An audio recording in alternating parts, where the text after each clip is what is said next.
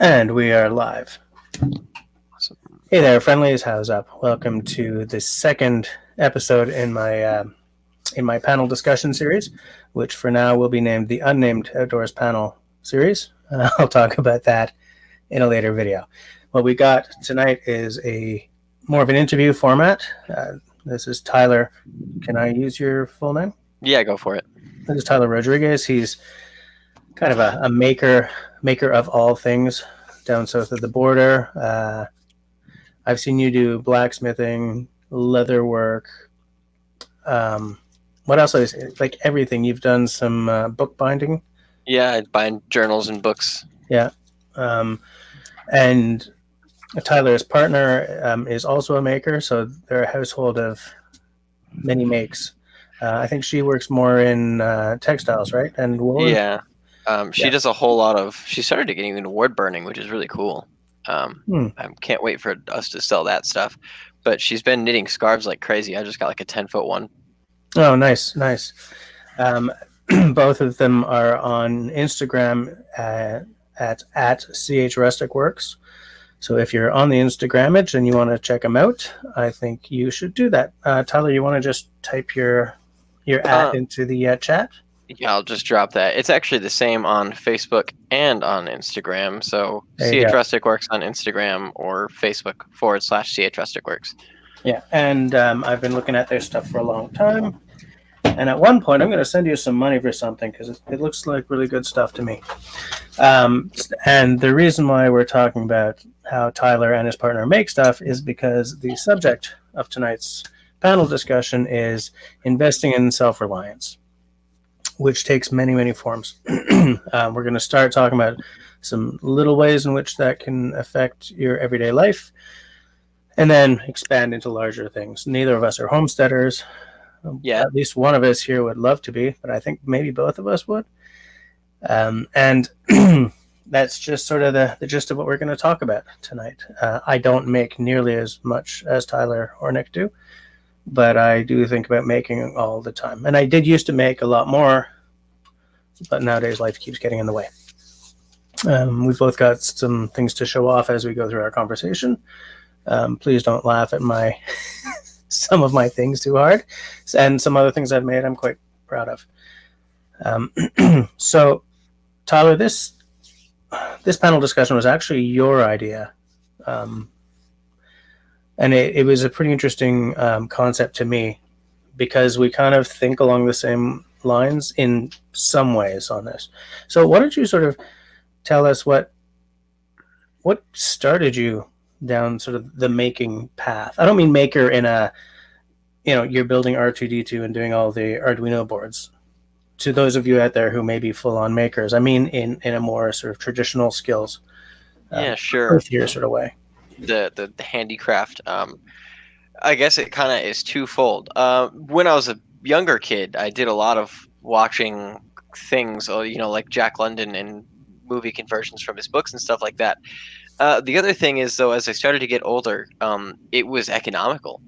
Learning to do the little things, like knowing how to darn your own socks will save you a surprising amount of money. You would not believe how expensive nice socks are. The other thing is, you would buy cheap shoes. As a middle-class kid in America, you would buy a lot of cheap shoes from like Walmart or somewhere. And I learned that there's a wonderful chemical out there basically called barge cement. This stuff is basically rubber cement that lets go of nothing. The shoe will break before the cement gives way. So little stuff like that, wanting to be self-sufficient and not have to deal with spending money on the things I wanted was really my segue in. Nice. Barge cement. I'm going to take note of that because that sounds pretty good to me. It smells god awful. Definitely use it in a ventilated space. It will fill the house in less than 2 minutes. Oh, okay. So it's quite virile, a scent. Yeah, and it's funny that you mentioned, darning your own socks and taking things apart and stuff.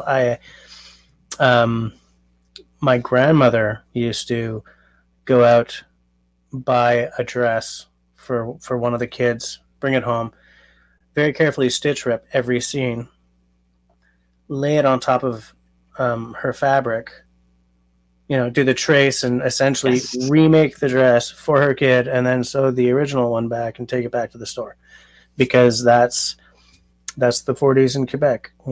That's even the 50s in Quebec. If you have like a big French Canadian family, and sometimes they were eating beans and pork rinds for supper. Buying clothes was a luxury. Yeah. But if you're smart about it, you could, your kids could be dressed, and that's the way she dressed her kids for years and years. There's a funny American-ish story.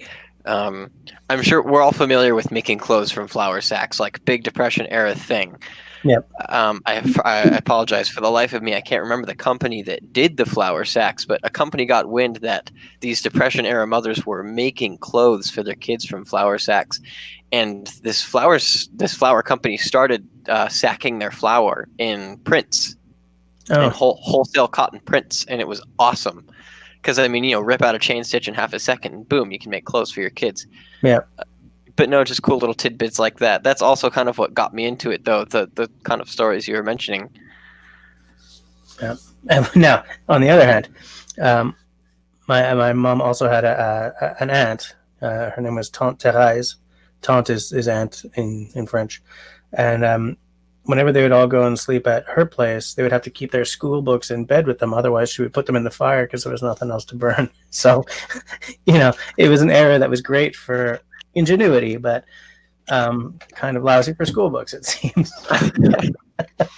Well, at the same time, it also it's very revelatory as to what's truly necessary. Obviously you want the fire to burn at night, but your only way out of burning books at night is keeping the books so you can freeze at night to get your education. Exactly. Hold on, I just want to get to see who's with us and go down the chat window. Who we got? Hey, Martin's here. How's it going? Tyler Rodriguez, of course, is here. Nick, nice to see you. You're probably getting a close-up view of at least half this show. There's Snatch. How's it going? Outdoor Daubers here. I thought you weren't going to be here, but I'm glad to see you. Bard, hey, Pine Martin says barge cement and products like it are what I used to make the sole for his winter moccasins. Nice.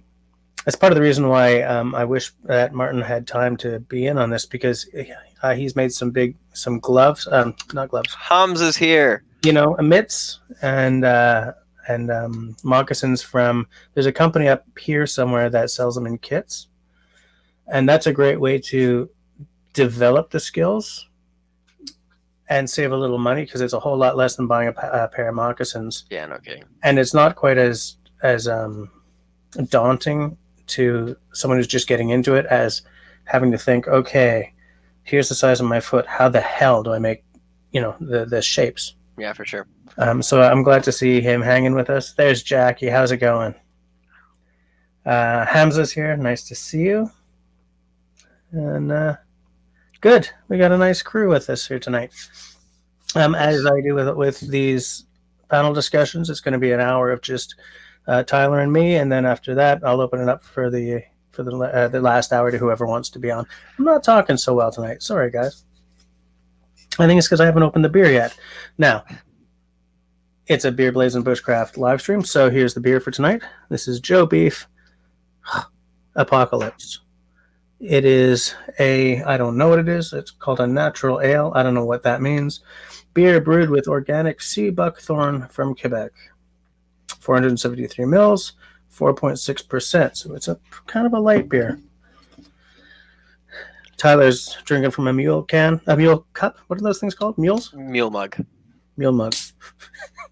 They probably have a Russian name, but as far as I know, none of us speak that language. The official cup of the Moscow Mule. Wow, this is light. Holy crap. It looks like pee. It's okay. So for those of you who are just joining, we're talking about we're talking about self-reliance in a DIY and repair it or make it rather than buy it or throw it away sense. For those of you who may be watching us time shifted to tomorrow, thanks for hanging out. Even if you've missed the live aspect, you still count, and you can still leave comments down below. So while I wait for this horrible head that I poured to Oof. dissipate, why don't we get back to the conversation at hand? Oh, Jackie says, I sent a cotton flour sack, non historical, to someone as part of a gift pack recently, and it got overlooked. I didn't Hmm. mention it, but it's such a versatile piece of kit. Absolutely. In so many ways. Not only can you make garments, but in a bushcraft sense, anything that's cotton or bamboo or natural fibers in a pinch can be either charcloth or tinder, right? And cordage if you're lucky. And cordage, if, yeah, yeah, absolutely. Hey, Robin's here, and Tyler Wood. We got both the Tylers with us. Nice. So, back to our conversation. So that's sort of how you got started. So how long have you been sort of making? Well, I'm 20 now, so probably a solid 10 years. It actually, my first making experience was not just, darning socks and stuff, but of everywhere else. Renaissance fairs. I made Renaissance fair costumes that I wanted to be historically accurate with, so I would buy natural fiber materials like linen and canvas and put them together. If I had a link to an image for you, I would show it to you, but I think the image is lost. Hmm. But it's of me covered in white canvas, which I was 10, so I had no money, so drop cloth is what it was. But natural fiber, close enough. And that got me started. We were talking earlier about the pattern making. Yep. That was my first encounter with that, with learning how to size myself. I learned a lot there, which I guess is a great segue into making some of your own things. You had discussed moccasins. I think footwear is one of the most expensive things I think we worry about clothing wise. Yeah. If you think about how many miles you put on a pair of shoes versus a pair of jeans or a shirt, your feet really kind of go through the ringer, and so do your shoes. But I just want to add into that. Many people's doctors will tell them that you should only keep a pair of shoes for a year, and it's so good for your feet after that because everything, the sole and It's everything. mushy. Yeah. No, I was trying to cover the mic. Nice. Back on target. So yeah, you're right. Shoes are a very big deal. But yeah, that's when I first kind of segued into the self-reliance area of things. I was thinking shirts, pants, whatever. Most of that's pretty easily reproducible. Shoes are not easily reproducible. True. There is a definite craft to making a pair of shoes. You can make a 2D net of your body for a shirt or a pair of pants or what have you pretty darn easily. Even gloves, if you're just careful with it. Shoes are really hard to put together because there's some weird shapes in there. So that was my first challenge there. So I actually started hiking, and what I wanted to be able to self-reproduce was moccasins, and I wanted to say everything on my body I know how to deal with. I can figure this out in the bush if I have to.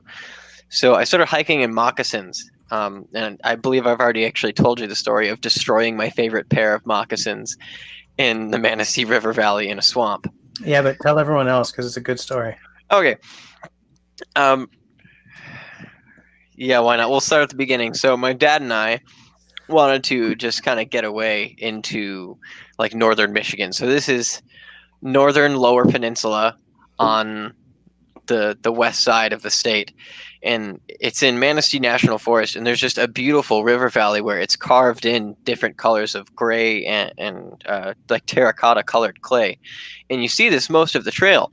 The problem is we came in expecting a 3-day trip, and the weather was supposed to get bad on us, so we're like, oh, and this is where you realize, oh, this is really going to be bad. We decided to take a shortcut and go off trail, because that's what smart people do when they're hiking, apparently. So one of the many things that is an issue with budget maps is keys that are not well understood. I love this story. And I'm like, oh, this is great. I get to, for real, hit the bush. I've got my brand new pair of Minnetonka actual crepe sole moccasins on. I feel great about myself. I'm running a backpack that's got a wooden frame. I feel great. And I look at the map, and we kind of get our route planned out. And about 2 miles into this, so way too late to decommit at this point, and still 3 or 4 to go. We're looking at the map, and it was just a subtle change in color on the map.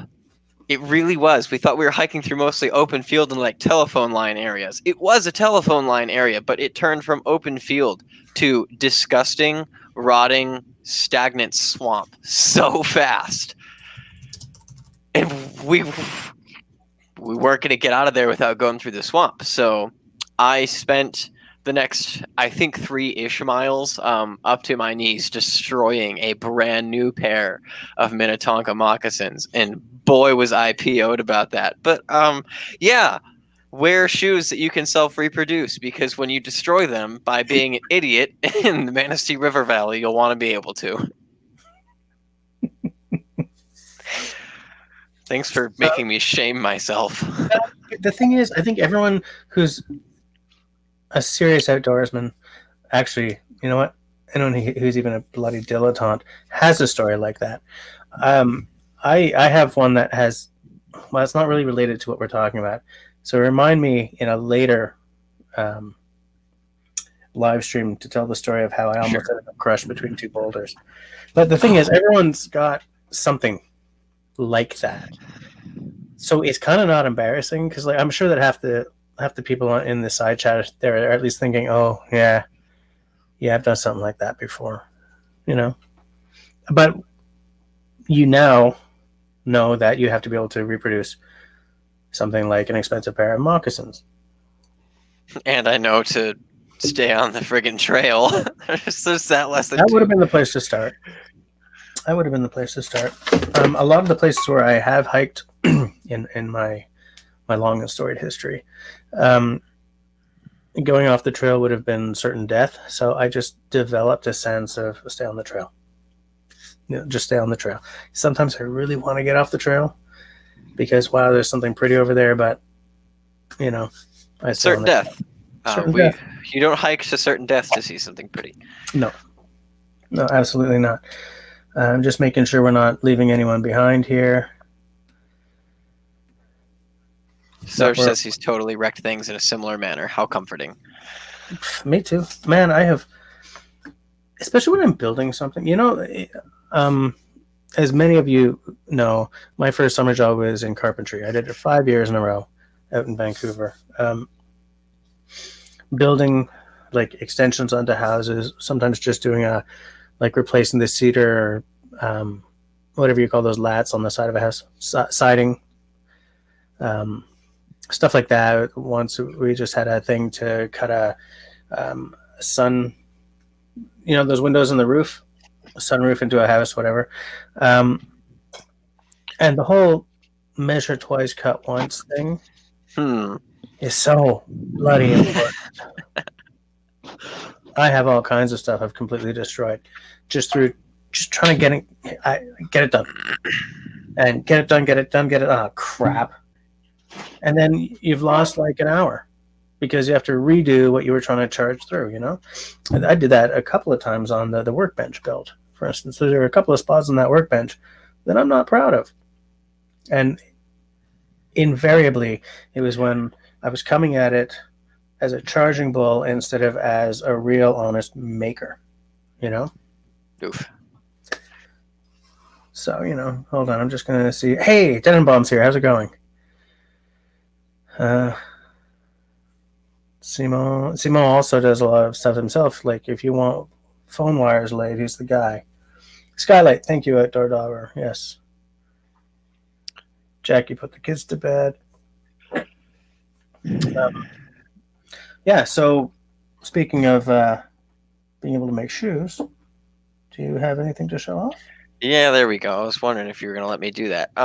So I recently got myself into, some of you probably know about them, the like $115 Chinese shoe patchers that you deal with and hate them for a little while, and then you put a bunch of your own parts into them, and then they like half work. Which, I by the bought way, one. making itself. Kind of, yeah, I guess. So I bought one and fixed most of it. It works, technically. But I wanted to learn more about how to make not only moccasins, but normal shoes. Something a little more practical, because I guess self-reliance kind of has to reach into practicality to want to do it. So I ripped apart a pair of Clark's bush acres. I mean, like, mercilessly tore out the stitches, cut into the upper, whole shebang, and I started putting them back together. Yeah, that's a classic boot. Isn't it? That's a classic boot. I mean, the fact that you tore apart those is, that's legit. That's legit maker stuff, because that's a classic boot. Hey man, desert boots are like, if you don't know the desert boot, you haven't been outside long enough. Yeah. Yeah, I used to have desert boots. I have had several pair, and I will have them again, I think. Let me gather the evidence here. There's some pretty gruesome stuff. So when I say mercilessly tore them apart, I mean, not only did I separate the shoe from the crepe sole, but I ripped open the crepe sole to figure out where they hid the shank. And the shank is a little thing that supports the arch of your foot, so the boot doesn't bend over like rocks and things. And then I started reassembling it the way I wanted to. This is as far as I've gotten. Now, this is not for functionality's sake. This is for me to learn. I find I learn better when not bound by the immediate need for something functional. Okay. But the boot is welted like all the way around, which is nice for me because I don't have to control my stitching as much. Okay. When you have to stop and start, right? Basically, your stop and start points would normally be here. Mm-hmm. And you start nailing things in. I don't have shoe last. I can't do that. So it's much nicer to have that availability there. So I started putting this thing back together, and I was shocked at the amount you can learn by absolutely cannibalizing something and then forcing it back to its constituent parts and trying to make it function again. Right. The key part is trying to make it function again. That's... The actual knowledge of why things are the way they are is in making them functional, not in making them just exist. Mm-hmm. We find this problem in over-engineering things all the time. Like, oh, great, you've made a system of things that works technically, but doesn't work. Yeah. But yeah, that's where I'm at right now with my shoemaking self-reliance there. I want to be able to rely on myself more and more as time goes on, because I'm getting really sick of paying for shoes. Yeah. That is technically a prison thing, avid outdoorsy guy. Technically. By the way, hi, avid outdoorsy guy. You sort of snuck in and I didn't see you come in. Sorry. That's good. But yeah, but hidden in that one activity is a lot of other activities that you don't realize. You have to be part machinist to make a Chinese shoe patcher work. You have to be part leather worker to know what kind of leather to use for the midsole, and the insole of a shoe. And you have to understand the terminology to find the right kind of leather.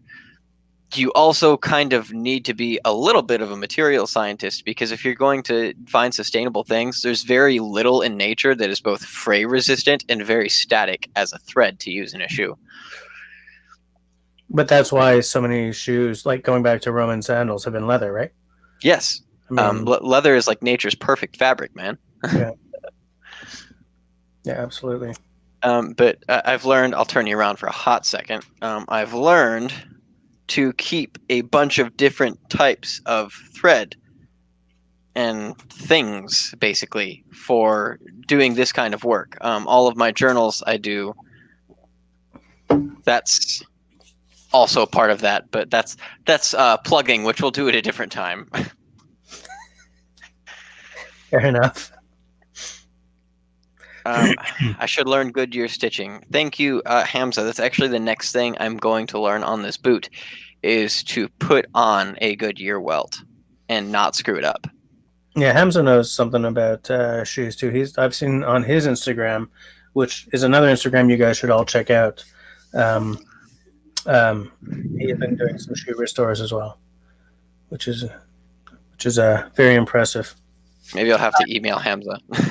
Yeah, I've never done a shoe restore. I get daunted really easily, I find, especially these days when I have so little time that I kind of want to make it count.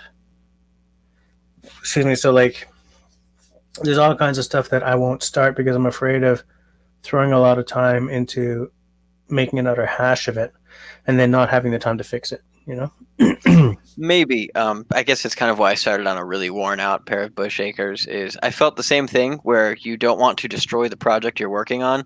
If it's already destroyed, you don't have to worry about it. Yeah. One of the things there, I guess the point I'm trying to make is if you want to learn something, try and remove as many of the scary parts of the variables as you can. So you're afraid of the expensive barrier to entry. Look for Yeah. a way to recycle materials and learn the same concepts because when you buy the nice materials, it will get easier. Yes. Yeah, that's very true. When I got into blacksmithing, this was my first year using normal blade steel. I practiced on mild steel for so long, Okay. learning the concepts for that reason. I didn't want to get so far into a project and make really expensive mistakes.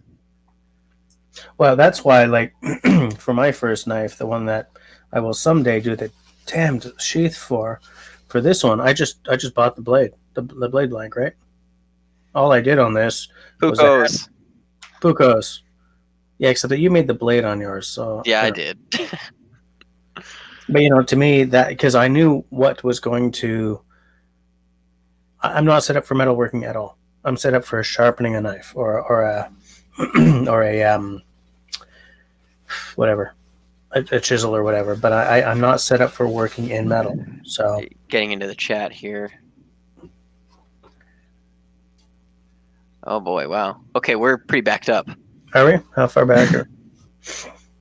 I'm sick. Jackie says, "I'm sick of paying for shoes." I love that. Yes, because a lot of people are sick of paying for shoes.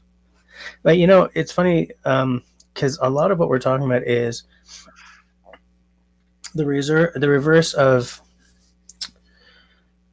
As a whole bunch of you know, I spent 10 years working at a fashion magazine, like a fashion slash shopping magazine, where selling you expensive stuff is part Oh of the god. job, you know, and $1,000 pair of shoes is not an overpriced pair of shoes for some bizarre reason. And in some ways, that was a great job because it wasn't an easy job, but it was a job where everything was kind of bubbling and moving. But in other ways, it wasn't a very good job for me because I don't care about lipstick and high heels, you know? Me either.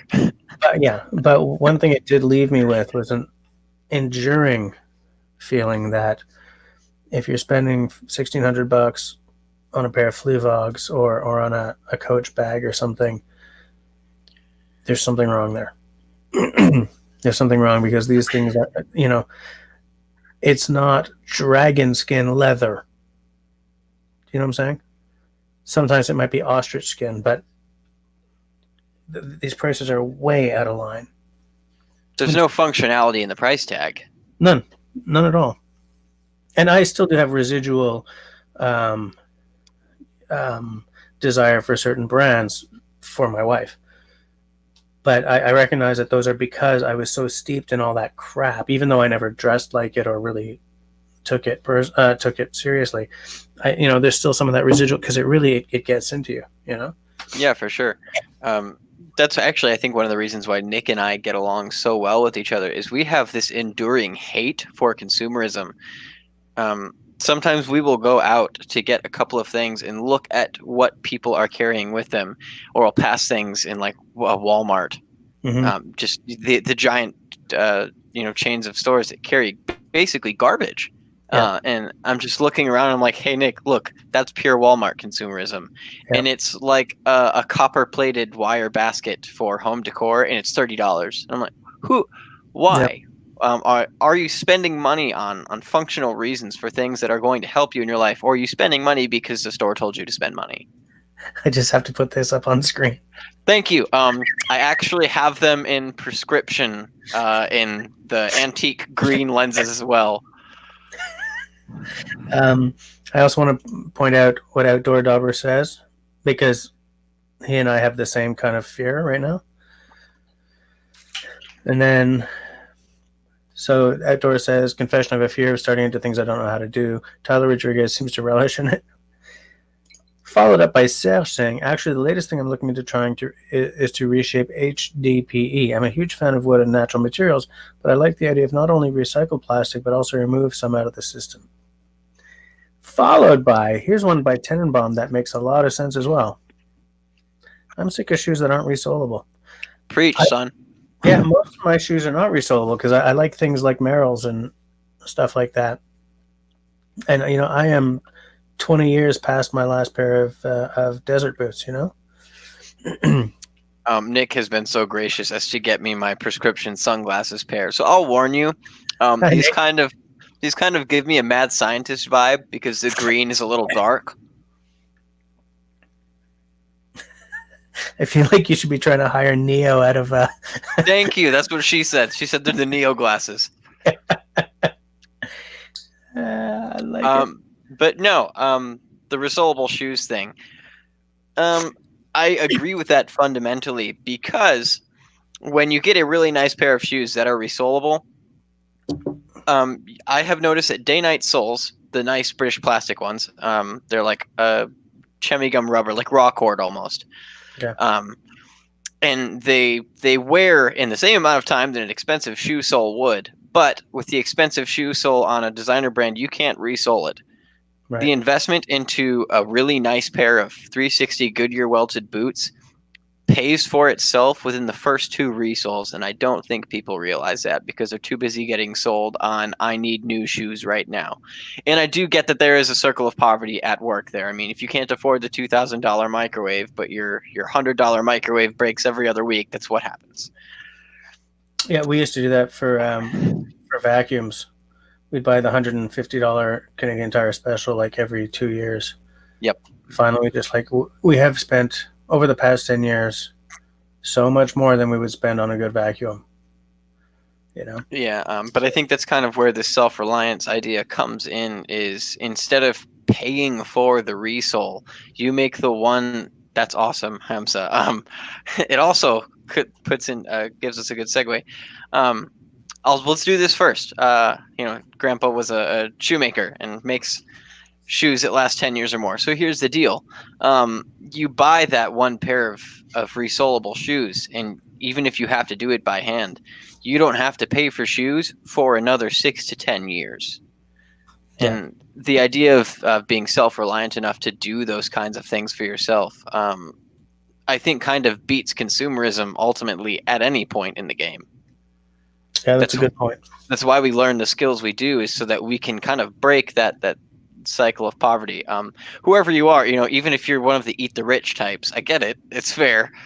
I'm a little bit of an eat the rich type myself. Yeah, me too. But that's kind of your way out of some of those really kind of disgusting personal cycles, is learning the skills that you need to do the things you would pay for. Yeah. Yeah, that makes a lot of sense. Absolutely. And the thing is, that's a philosophy that impacts so much, because many of the people down the side here are bushcrafters or outdoorsmen in some way, and building a shelter, or this is a bigger thing than a pair of shoes or like this little knife here, but these are people who very, very often are steeped in the same sort of philosophy, in that you're paddling and you lose your paddle, but you got an axe so you can make another paddle, right? That's a very Ray Mears thing, but the fact is there are people out there who can build themselves a new paddle. There are some people who, instead of taking an entire bucksaw into the woods, they just bring a blade, right? The idea of the tomahawk, the idea of the trade axe, okay, was that if the haft it was built so that if the haft ever broke, you just take a branch, chop, and you'd fit it on, just pop on it as, and so that kind of self-reliance was built into the culture of, I have no idea what the American version of Les Voyageurs was, but I think it was like mountain men, right? These are guys who would go into the woods, and if they couldn't build it or make it themselves, and there was no one in their team who could make it for them, you kind of have to make do without, Yeah, for sure. And I think that also kind of brings us into the next big part of the conversation, is beyond all of the little things that we're doing, big picture, are you building for yourself a life where you are headed in a direction that you can take care of yourself more into the future, or are you headed into it? No, they're not cocktail weenies, but we'll get back to that. Or are you headed into a direction where you have to rely on other people more and more as you get older? I recognize people retire and die and get arthritis. That happens. But I'm talking about are you the 30-year-old guy who gets everything done with his car and doesn't know what's going on under the hood? Or are you the 30-year-old guy who's learning a little bit more, starting to do simple things, even like changing tires or oil changes or knowing warning signs at the very least, that kind of thing? Yeah, and it's funny that you bring that up because before I recycled my car, it must be 2 years ago now. I only learned how to drive at the age of 37. The missus made me do it. She said, "Look," because growing up a Montrealer, like sort of downtown, not out in the suburbs, but in central Montreal, is exactly the same. I told you, man, I'm more of a dill guy, but whatever. And they're all pickles, so we're all pulling for the same team. That's what she said. Oh, snap. Thank you for lowering the tone. But like we're like Manhattanites, right? We grew up not driving. I don't have to drive. I'm a Montrealer. Kick-ass bus service, blah, blah, blah. And my wife was like, well, look, most of my family's in New York or off the island somewhere, and I'm not doing all the driving. So I said, but I can't afford it. And so she said, yeah, I got you the lessons. You start tomorrow, and handed me the papers. Whew. So I was like, huh. So I learned how to drive at 37. And I thought I was a pistol going off. Damn. Back on track. And I inherited my grandpa's car. It was a 98 Camry, Toyota. Come on, honey. It's probably still my... Oh, my land. What the hell? Yeah. Yeah, that's what I like. I just said that to your girlfriend. Sorry. But that's all right. A 98 Camry. They run forever, but Rust was getting into it and stuff. So I was no longer afraid to learn how to do things. Like I was driving to work one day and a dump truck took off my driver's side mirror. So I just eBayed another mirror, took the whole bloody door apart to install it, because that's how it works with cars, I guess. Yep. I did my own brakes. You would not believe how much money you save by doing your own goddamn brakes. Because not only are you saving on labor, but not going through a garage, like going direct to a parts distributor, cutting out a middleman, right? I was like, this is great. Now I want to do everything on my car, but I finally had to get rid of it because everything was going on it. And I was booting down the street. I was going to hit the highway and head out and do a video, in fact. And the exhaust pipe, it comes from the manifold, goes to the muffler. It had been like there was a big hole in it. It was like boom, boom, boom, boom, boom.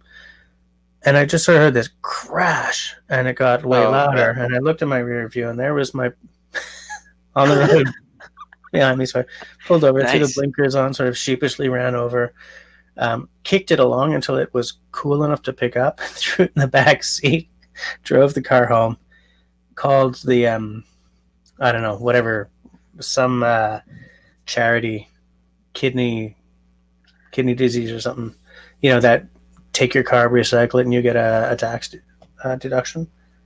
Because I was like, it's done.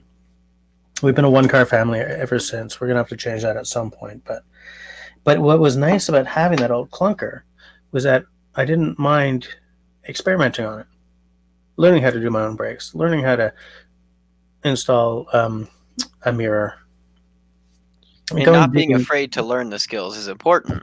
Yeah. I mean, the biggest thing with cars is being able to afford the tools. That's the biggest thing, because developing skills is not expensive. Having the tools, the tools to help you, having the tools that you build those skills on can get very expensive. And having enough money to buy at least 20 10mm sockets. It's crazy, but I had a friend who's got all the tools because he grew up in a very traditional manner. Sure. Hold on, I'm just seeing if... oh, that's a good point. Um, and it's just these skills will save you money. Your ability to build your own damn shoes will save you money. You know, the ability to buy a piece of land and build your own log cabin saves money. I'm thinking of Sean James because, I mean, we've watched him do stuff that I will still like. I always have to fight the idea of like I just want to hire someone to do it so that I don't have to deal with it. You know. Yeah, for sure. And but like when it's a small thing, I am, and sometimes I will buy something because learning to do it hasn't really given me something that I love having. Right? Like I made this buck saw. I looked it up online. Lo my land! Look at all that dust. Now this buck saw is made of ipe, which is a very very dense wood. It's heavy as hell. If you drop it in the lake, it'll sink. So don't drop it in the lake. Now this is very basic, right? Like there's no contouring there or anything.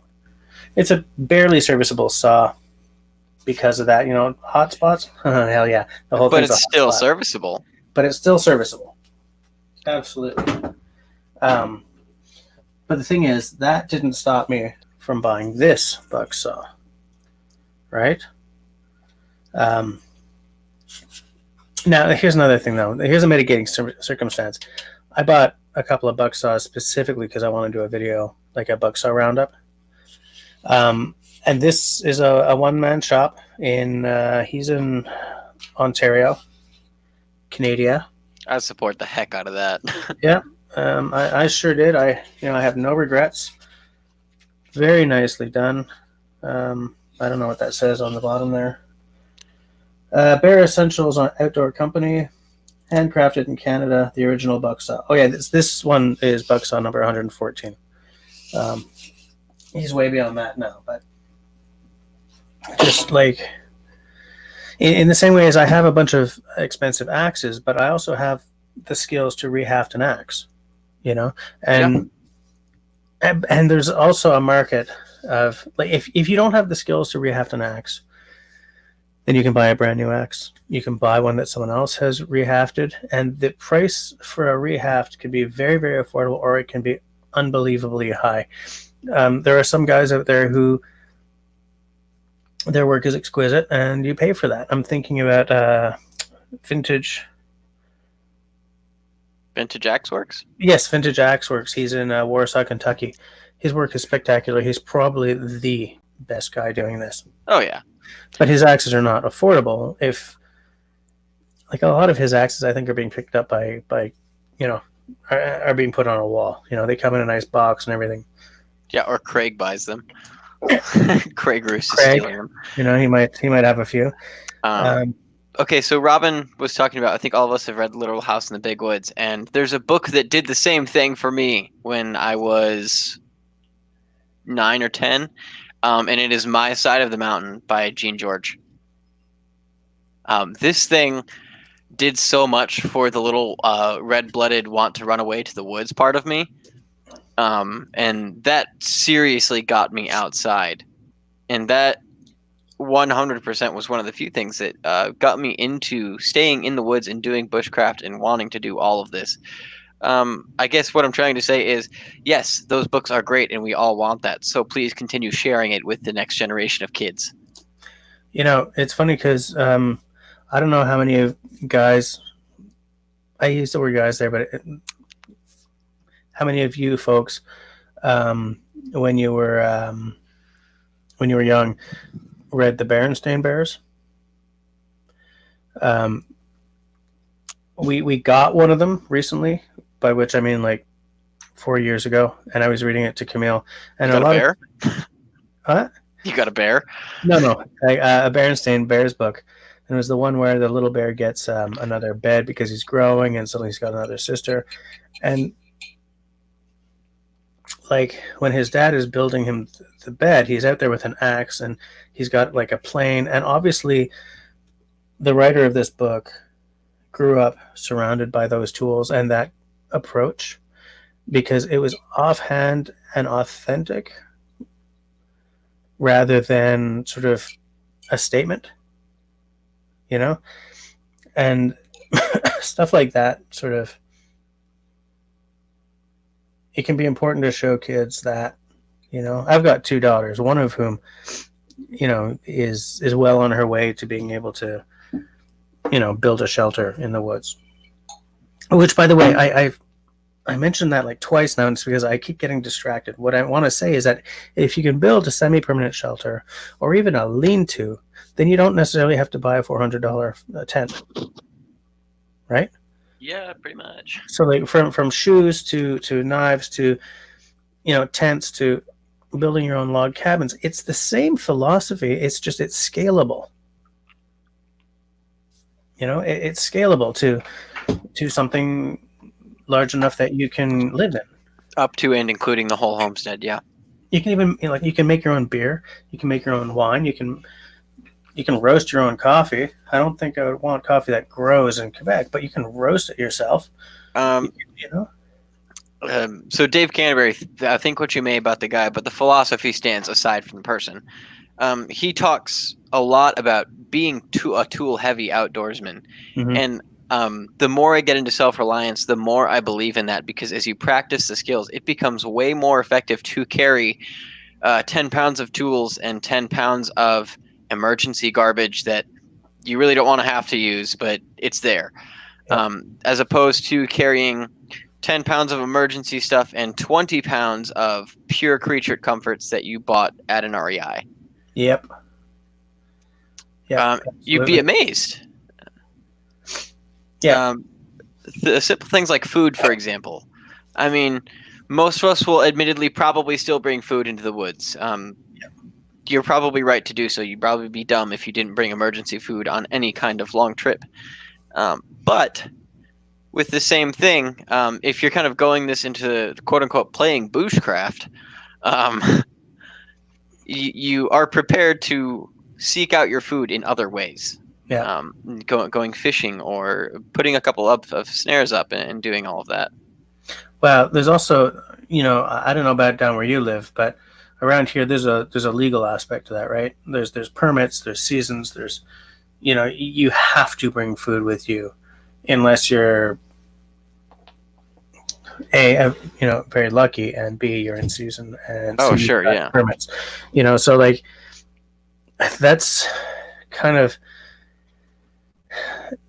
in some ways, that's a very nebulous aspect of this, because it's not concrete, That really changes from place to place, and it changes from place to place. Like, one concrete reason why you bring food with you is because it's hard as hell to hunt for food, right? For sure, yeah. You know what I'm saying? A more sort of a less concrete, but more in some ways pervasive. Yeah, a more abstract but more pervasive thing is you might end up losing your gun to the law, or you might end up losing your permit, or you might end up in jail depending on where you are. I hunted when I still hunted with two Mohawks. These guys could take almost anything. They didn't, because they were hunting with a white guy and they didn't want me to get all resentful and stuff. But, we live in the same jurisdiction, but we have different statuses. So there's so those are like some stumbling blocks to for going sure. DIY that way, especially, the system demands that self-reliance is not taken to the extremes. Yeah. Which sucks, but yeah.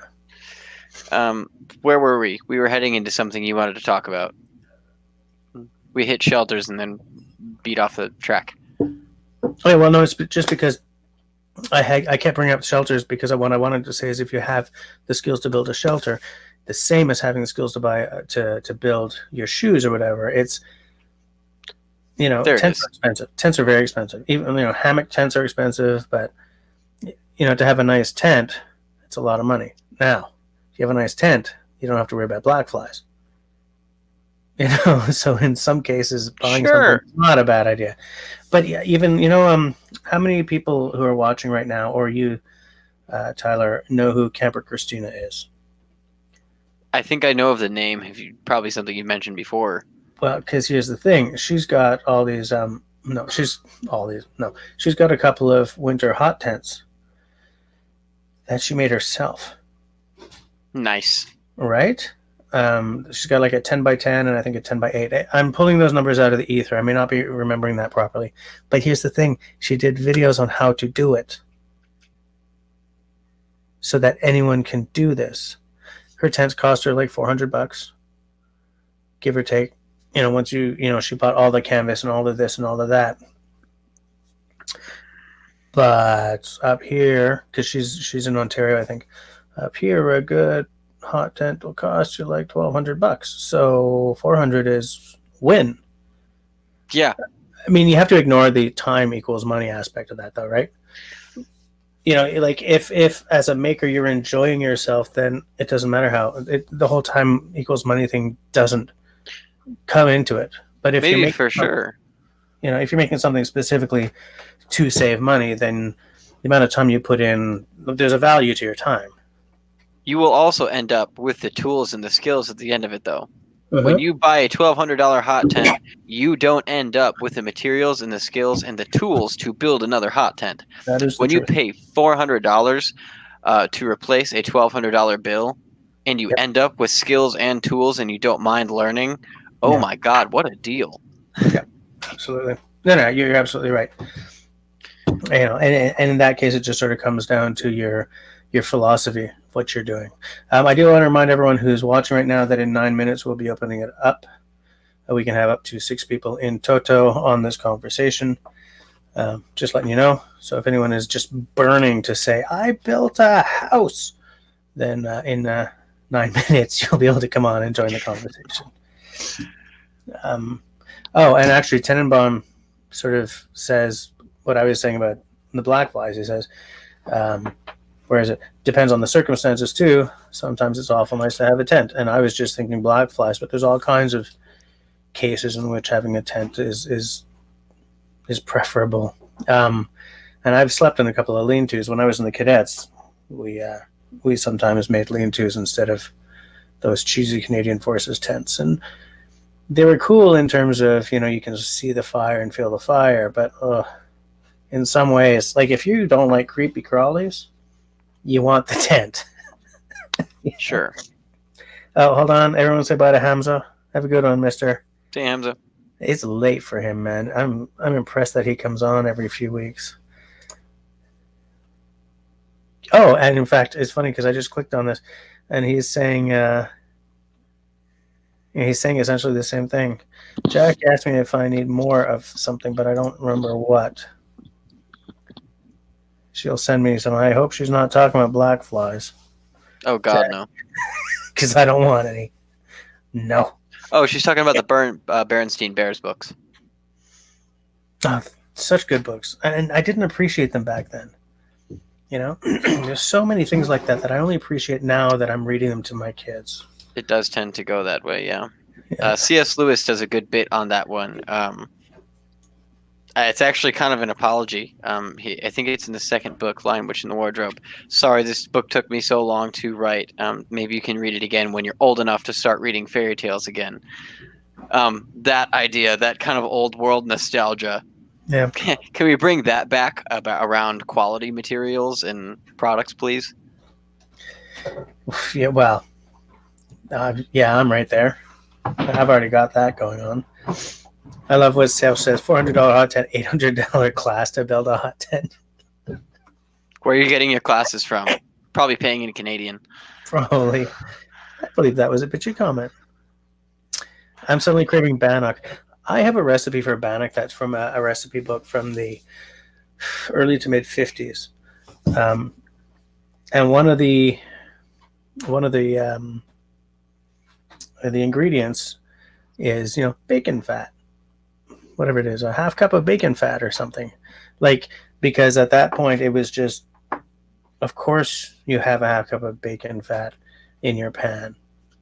Who the hell doesn't cook bacon every bloody meal? Is it bad that I have 2 jars full of bacon fat in my fridge right now? Send me one. Mine went bad. Deal. I clicked on that by mistake. Sorry, Simo. Oh, okay. Whoops. Tamara Snooch. There we go. As I clicked it, someone made a comment, and so I clicked on Jack instead of Seth. Yeah, that's a good one, Tash. Now, I once had a tent knocked down on me by a bear. So to me, Oh tent shit. or it was my own stupid fault. I didn't really know anything. I was a teenager. I had a snack in the tent with me. The tent was destroyed. My dad and my sister were like making noise and stuff to scare off the bear. But When I first hiked my section of the AT, we had some idiot in the shelter who had chips in there at night, and we collectively kicked him out. yep, I back that concept. My bear fear is very real. He can be a bear taco. I don't want to be a bear taco. I'll say it that way. Yep, fair enough. Fair enough. I don't think you're wrong there. And now I do want tacos. So do I, but that's normal. Oh, okay. I had it ready and I didn't say anything about it.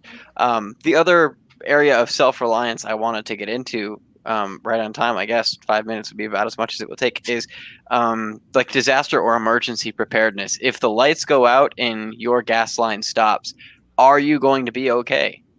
Will you get through what you have to get through? And I'm trying to make that answer yes more and more, but Yeah. it's surprising the things we really depend on. For example, like lighting. Do I have enough oil for my oil candles and my Jupiter lamp that I can walk around and do what I have to for the couple of days coming off frame here to grab, mostly just to show this off. Oh my land! Look at that. I know, right? It's actually a Jupiter lamp. It's legit. Oh my land! I want that. Like I want Mila Kunis. There it is. I was waiting for you to say that. But simple I things like believe that's kind of a vocal tick of mine. but tool maintenance, being prepared. Yeah. If the lights and the gas goes out, can I take care of myself? As far as heat and electricity, kind of. I'm bad on electricity, but I don't have to depend on it to be okay. Mm-hmm. I can maintain my tools and the things I need to do what I have to do to stay alive. Well, it's funny that you say that you can get by without electricity because if you lived here and the electricity went out tonight, well, especially last night, you You would will not be die. okay. In '98, when we had a massive ice storm that essentially knocked everything out, um, the army was going around and evacuating people from certain areas because they would freeze to death in their own homes. Um, and so it's funny how geography plays into that as well, which I hadn't even thought about until you said that. Of course, geography plays into it. If it hits like minus 29 up here, then my ability to see the next morning, is very, very dependent on my ability to get warm, no matter how. You know. So if everything goes out in February versus everything going out in July, that changes the system completely, the situation completely. Big difference, and that might be a good segue into letting other people on. Is self-reliance can mean a lot of different things for a lot of different people. Yeah, we're 2 minutes early, but you know what? It's such a good segue that I think we should just invite everyone. Yeah, cool. Come hang out with us. Or just tell Jess how he can be jealous of my Jupiter 2500 that he doesn't have that I do. Look at that beauty. Isn't this thing great? Yep. I have the envy. Okay, I'm putting the StreamYard. I've just put the link up there for anyone who wants to get on. Just for land's sake, stay on topic. But don't worry. We've got things to send to you. Look at that. And then there's also Simos. Good old Simo. What color thread is in his again? Was it red? Yours is red. His is green. Right. It's funny that we're talking about this because my buddy Robin, who's been in the chat many occasions, he's getting ready to make that right there, which is not showing up, for God's sakes. That is a perfectly squared piece of beach that he is going to be using to make a router plane. Nice. Yeah, he's even I've been I have one of those transitional planes, the wooden block with the metal bits on it, right? For sure. And I resold that. I put it through my thickness planer, took the bottom off, made it nice and straight, and put a piece of beach on there. It's not finished yet, but got to make it live again. Nick found the Renaissance Fair photo. I've got really? it. Oh boy, that's not going to focus for hell. Maybe if I drop my brightness, give me a sec, I'll do that.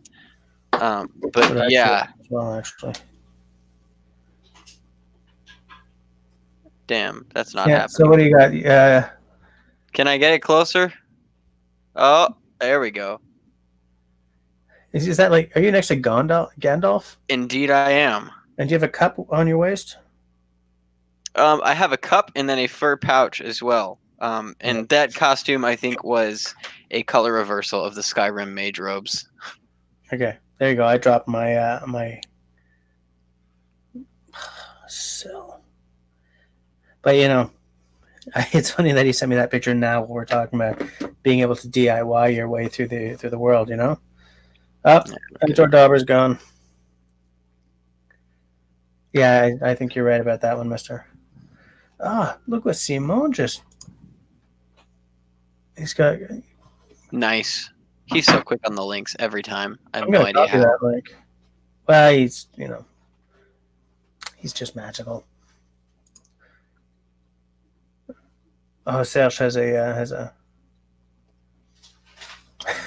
Robin, or poison themselves with carbon monoxide. Good point. Very good point. Oh, hold on. We got some people coming in. Welcome. Hey, Jackie. Everybody mute your I'm making YouTube biscuits. channels. You're making biscuits? I'm making biscuits. Maybe we'll put them in the oven. We'll be right back. Okay. I'm here, but I don't have a camera, so That's all right. I might have. My tools and the things I need to do what I have to do to stay Somebody's alive. YouTube is not muted. It's not me. And I'm a professional. Hold on. It's Jackie. Nice. Remind me to unmute her when she gets back. Jess, you never discussed with us the notes of lavender and vanilla bean in your beer. Oh, right. I just want to say, Jackie, put some headphones in and mute your YouTube channel. Okay, sorry. I never did this before. Geography plays into that as well, which I hadn't Okay, thought so about. the notes of lavender. Geography plays into it. I can taste the sea buckthorn in it. It's got kind of an oceanside taste to it, but it's not a really heavy taste at all in this beer. And you're right, I should have done this off the bat. Now Outdoor Dauber's gone, so he can't make fun of me over it. Yes, I would buy it again, but I would drink it in a very specific series of contexts. I would not have it with food, because I feel that the flavor would disappear under whatever I was eating. Yeah, it's got sort of a coastal taste to it, but not like a saltwater taste. I think it's very tasty. And Joe Beef is a local restaurant chain. They're sort of a really high-end steak and burger place. So now we got that out of the way. So yeah, we're talking self-reliance and stuff. Talking bushcraft. Talking bushcraft. Oh, I don't get this whole thing. I can talk. Sorry. It's okay. It's okay, Jackie. Totally new. You've made a whole bunch of stuff though, haven't you? Like not a whole bunch of stuff, but I mean, I seem to remember you having made something. I saw it on like your Instagram or your Facebook or something a while ago. I don't remember what it was though. But like, it's just it's a central part of. I'm sorry. Look at Tyler. Yeah, he's Morpheus. in the Matrix. Yeah. And it's funny because another thing I keep thinking is, it's amazing how many people don't even cook anymore. Like, I'm shite at baking, you gotta okay, cook. but at least I can cook. No, man, you got to put those back on. You bring us like, Fair enough. digital cool. We're all cool by osmosis. Like, it's amazing how many people don't cook anymore, or like they depend on those meal services where they send you the Yes. ingredients 3 times a week. Yes, so many people. And Yeah, and I'm not saying that those things are a bad idea because No, it's fresh but ingredients, but we have to teach our kids to cook. we have to teach our kids to cook. Absolutely. Look, I'll be completely honest, okay? I'm not a cook. And in this household, it's my wife that does the majority of the cooking. Mm-hmm. But I know that if I'm stuck, like these days I'm the one who makes the suppers and I have to feed my kids. I do it because I have to, but I'm capable of doing it, I know enough to be able to do something. There's some people, they're absolute zero. I actually knew a couple, they ate out every night because they did not know how to cook. And that is like the that is like the worst case of exactly what Tyler and I have been talking about all night. Do you know what I'm saying? Because it's so affordable to make your own food, and it's so not affordable to go to a restaurant every night. Just the adult helplessness is kind of scary. Yeah.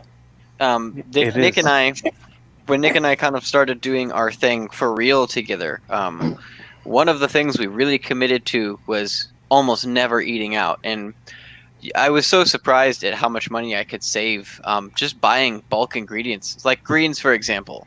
We eat a lot of fresh greens.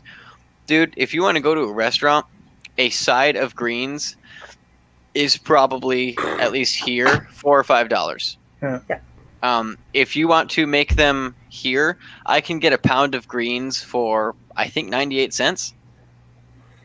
Wow, we don't get prices like that up here. You got it. That's the way. Yeah.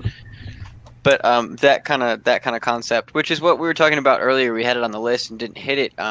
The price of like things like hunting tags versus the price of meat. Oh yeah, right. I shot one deer this year. I am still eating that deer. That to me is amazing. The other day awesome. I bought a manual grinder and ground 7 pounds of burger. You know how much 7 pounds of burger cost? More than a single deer tag. Yeah. Absolutely. Wow. Absolutely. Hold on, I just want to make sure that we're not missing anyone in the side chat. Hey, Creative Redundancies here. Hi, man. Awesome. Hi. Oh my God, you still have a thing going on here. Yeah. Creative Redundancies likes to cook. That's good.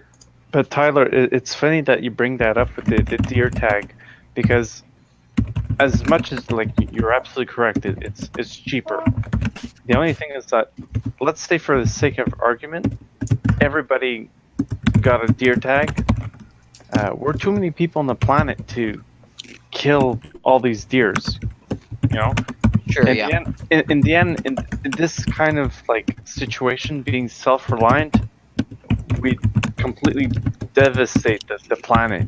So it's like, I have a hard time with it sometimes because I'm like thinking, well, it might not be sustainable to do it this way. Like what Sean James is doing, for example, we talked about him before, and like if everyone have a plot of land like he did, and try to live off the land like he does, 7 point whatever billion people trying to do that at the same time, I don't know if it would work out. Well, okay, and Serge hits on something interesting. Would they? That hits on us. It hits on even like canoeing and camping in Crown Land, right? The more people who camp in Crown Land, the harder it would be for the government to sell it off for resource extraction. But the more people who camp in Crown Land, the more like camping in a national park that becomes. The harder it is to find wood for burning and stuff. With hunting, it's exactly the same thing writ large, because let's face it, as a white human in Canada, unless I have a very, very specific tag that I won through a lottery in Quebec, I don't know, Jack, you bet in Ontario. Okay, unless I get the female deer or lottery, I can shoot a male deer. Okay. I lost your live stream. Oh no! Well, you're still here in the StreamYard. Now, oh, good. So it's hard enough I can still see you guys. I just lost the main feed. That's all right. So Sorry, it's hard newbie. enough for me to get a deer in these conditions with not that many people hunting. If everyone, because I don't know, the zombies attack and the world ends, and everyone's like, "It's okay, Sure. man. I'm gonna hunt for my SHTF. food." Yeah, Yeah. SHTF. Yeah. Everyone suddenly buys a gun, and everyone with like a pump ass shotgun to a 22 to a 270 to a 30-06 to a 3-03, whatever. Anyone Shot in who's the got any ass. kind of boomstick thinks that they're gonna survive off of the wildlife.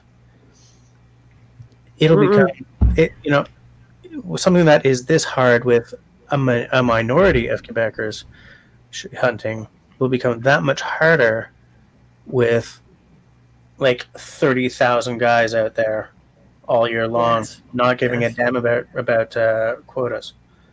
You know, Sure. I guess that kind of ties back to our segue, though, that self-reliance can definitely mean different things for different people. Where Yeah. I am in Michigan, southwestern Michigan is like rife with deer. Like I can't drive a mile without seeing a couple of deer on the side of the road. It used to be that way here. and here. Used to, though. That's what you're saying. I mean, the Yeah, quotas are used to. strict now, Jackie. Used to. Used to. So I guess Sorry, go ahead.